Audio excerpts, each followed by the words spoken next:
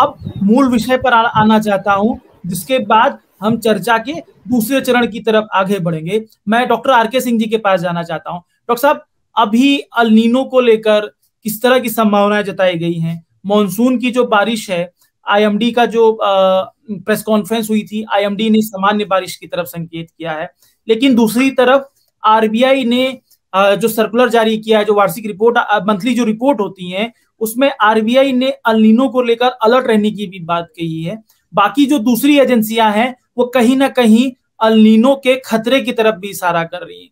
आप इन तमाम विरोधाभास और तमाम प्रिडिक्शन या फोरकास्ट के बीच आप कैसे देखते हैं कि इस बार मॉनसून में अल नीनो का कितना असर होगा? खेती किसानी के लिहाज से कैसा ये साल रहने वाला है मॉनसून का? देखिए, ऐसा है कि एल नीनो जो है एक मौसम का खास पैटर्न है। एल नीनो जो कि प्रशांत महासागर से जुड़ा हुआ है।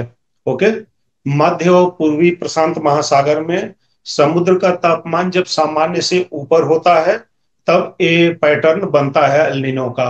ओके, और एल नीनो जो है इसकी वजह से जो है प्रशांत महासागर का, मध्य प्रशांत महासागर का जब तापमान गर्म होता है, ये गर्म वाला जो पानी होता है ये भूमध्य सागर के भूमध्य रेखा के साथ पूर्व की ओर बढ़ने लगता है। और जब ये पूर्व की तरफ बढ़ता है तो भारत के मौसम पर इसका असर पड़ता है और सूखे के हालात, हीट वेव और शुष्क मौसम की हालात बनते हैं। ओके, जब इसके मध्य और पूर्वी में सामान्य से अधिक होता है तो ये बदला हुआ पैटर्न बनता है। इसकी वजह से भारतीय प्रायद्वीप में मानसून चक्र कमजोर पड़ता है और जो नॉर्मल है एल नीनो हर साल क्रिसमस के टाइम बनता है, लेकिन जब कभी ये अपने सामान्य समय से डेविएट होता है, डेविएट मतलब कभी जुलाई अगस्त में बनता है, तो ये ग्लोबल जो है विश्व का मौसम चक्र को डिस्टर्ब कर देता है। और इस साल की जहां तक बात है, इसकी 90% संभावना है जो कि जून से सितंबर तक एल नीनो के बनने की संभावना है। और जिसका जो पीक पीरियड आ रहा है वो जुलाई और अगस्त में है। जब इसका पीक पीरियड जुलाई और अगस्त में होगा तो निश्चित तौर पर इसके फलस्वरूप वर्षा कम होगी during July and August months. Okay, और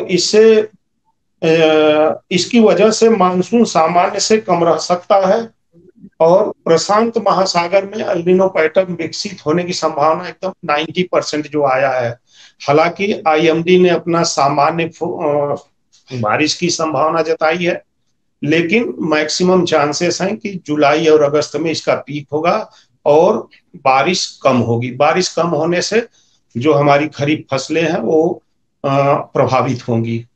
ओके, और इसकी फसलों को और इसके साथ साथ कई फसलों को तबाह भी करता है। जैसा हम जानते हैं कि 70% बारिश, वार्षिक वर्षा का 70% वर्षा मानसून सीजन में होता है और हमारी जो खरीफ सीजन है पूरा इसी पर डिपेंड करता है, जिसका असर धान, गेहूं, गन्ने, सोयाबीन और जो सब्जी वर्गीय फसलें हैं सभी पर प्रभाव पड़ेगा। और करीब करीब 140 करोड़ आबादी की 50% आबादी हमारी खेती पर ही निर्भर है। तो अर्थव्यवस्था पर मानसून का असर लंबे समय तक रहता है।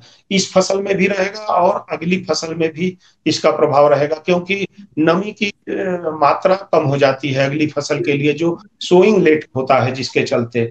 ओके, जैसा आप जानते हैं कि अच्छी बारिश आर्थिक समृद्धि का भी संकेत है और महंगाई भी उससे नियंत्रण में रहती है।